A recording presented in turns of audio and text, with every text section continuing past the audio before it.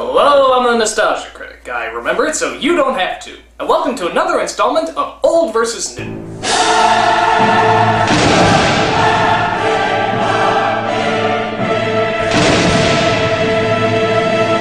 You wanna know what I love? Tim Burton.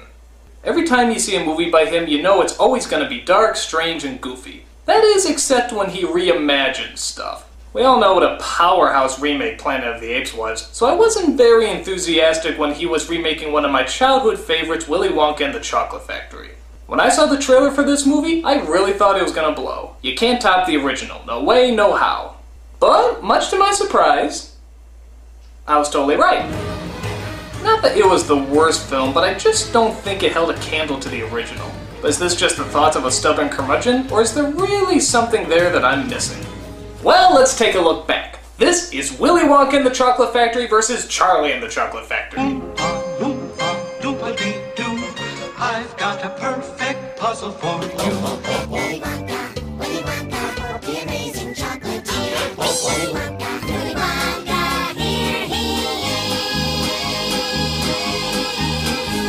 is. So let's get down to the main star himself.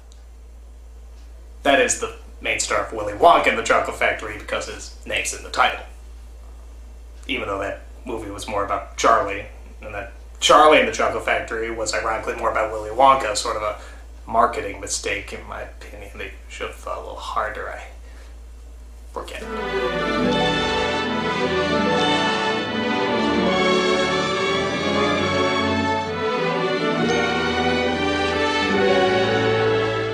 These are two of my favorite actors, Gene Wilder and Johnny Depp. Every time you see them, they're a ton of fun to watch, playing a ton of different characters, ranging from kind and innocent to psychotic and more psychotic. But which one is the best Wonka? Well, let's take a look at Wilder. He has the ideas and ambition of a child, yet the mind and demeanor of a James Bond villain. Every time you see him, you feel welcome, but also a little disturbed. When you look at him, you have no idea what he's thinking. You just know that he already has everything planned out. 2 naughty, nasty little children gone. 3 good, sweet little children left. You can tell he has patience, but only for the people and ideas that deserve it. Everything else turns into a blueberry. So, yeah, he's pretty fucking demented. But he was also suave, elegant, mysterious, and when he needed to be, very kind. This gave him an edge, and allowed both children and adults to identify him and join him for the ride. Johnny Depp, on the other hand... You smell like old people. Hurt me. Now don't get me wrong, I love Johnny Depp, and I'm all for reinventing what the Willy Wonka character is like, but I have no idea what he's doing here. I always thought a verruca was a type of wart you got on the bottom of your foot. I guess the idea is that he's a lost child in a grown man's body due to his past, but nothing about him is consistent. He sends out golden tickets to find the right child to take over his factory, but when they arrive, he seems totally uninterested in them. Mr. Wonka, I'm Violet Beauregard. I don't care. Don't you want to know our names? Can't imagine how it would matter. Maybe because they'll be running your shit! The Gene Wilder Wonka was fun to be around, always cracking jokes while having a diabolical edge to him. This Wonka just annoys the fuck out of me. Where is fancy bread? In the heart or in the head? The best kind of prize is a surprise. It's sort of like watching a friend act really bad in a play, but you're in such a world of awkwardness that you can't tell him. Who wants a beard? Well, beatniks for one. All those hip, jazzy, super cool, neat, keen, and groovy cats. It's in the fridge, Daddy-O. Are you hep to the jive? Can you dig what I'm laying down? I knew that you could. Slide me some skin. So, brother? Yeah, that was good. That was good. Plus, why does he look like a mix between Marilyn Manson and that Russian chick from Indiana Jones 4? We are the music makers. And we are the dreamers of dreams. You're really weird. Johnny, I love you, but everybody has to have at least one bad performance, and unfortunately, this is yours. Point goes to the Wonka version. That's weird. Oompa-loompa-doopa-dee-dee.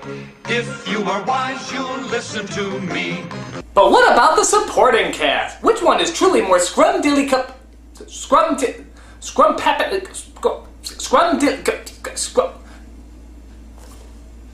Scrum-dill...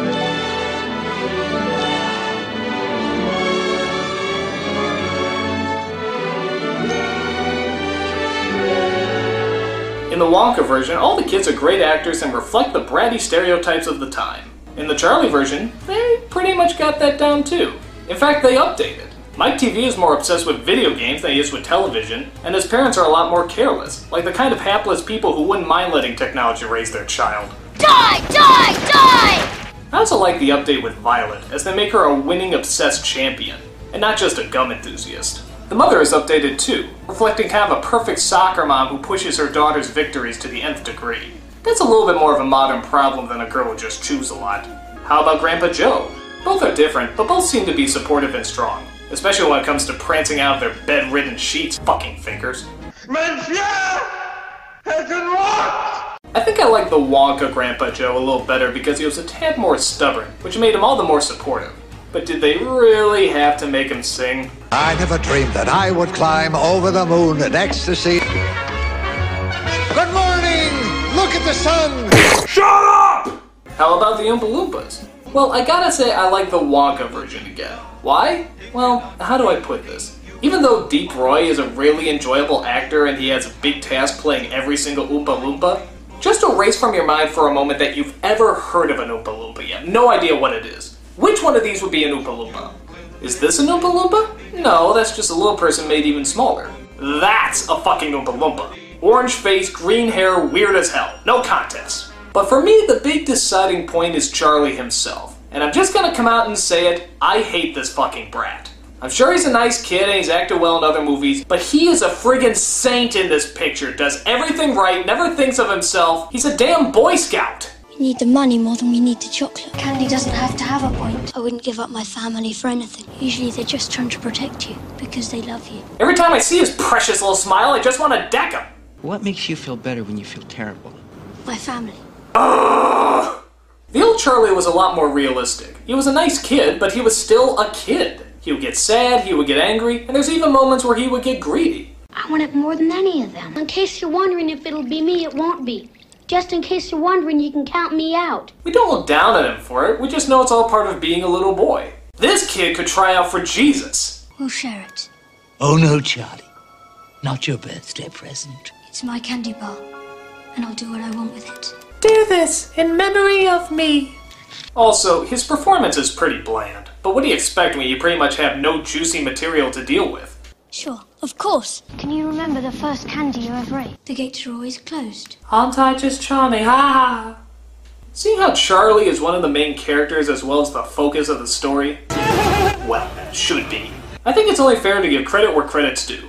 Point goes to the Wonka version. Mumbler! Seriously, I cannot understand a single word you're saying. Oompa, loompa, doopa-dee-dee. If you are wise, you'll listen to me. But you can't have a musical adventure without music. Otherwise, you just have an adventure! Which would still be pretty amazing. In fact, maybe even more amazing because you wouldn't have all that damn music around annoying you. I need something to off-awkward this. Thank you! This is best music.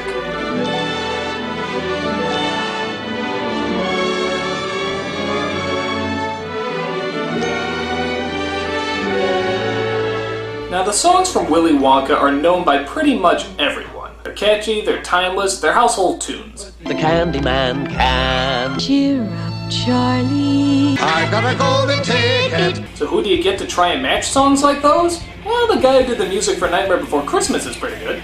Composer Danny Elfman has practically done all of Tim Burton's movies, so it was pretty lucky that he also happened to be a songwriter. But how can you compete with songs that everybody knows and loves? Well, their solution was actually pretty clever. The songs don't appear until they enter the factory, and are only sung by the Oompa Loompas. But with every song they sing, they try a new decade of music. They start off with a 50s mambo, Augustus Gloop, the great bakery nincompoop. a 60s disco,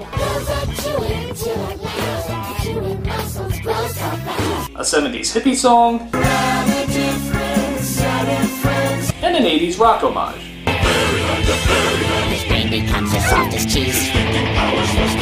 Now that's a really clever idea. The only downside is that the songs, while entertaining, are pretty short and, to be honest, not very memorable. That is, except for... This song tormented so many people months after they saw this flick. It's so catchy you'll bleed your brains out of your ears. With so much generosity, there is no way to contain it. But enough of that. That's enough of that. For God's sakes, at least play something else! Stop! But how does the rest of the music fare out? Well, they both seem to match the tone they're trying to set. Wonka's is a bit more whimsical and smooth, where Charlie's is a bit more quirky and deranged.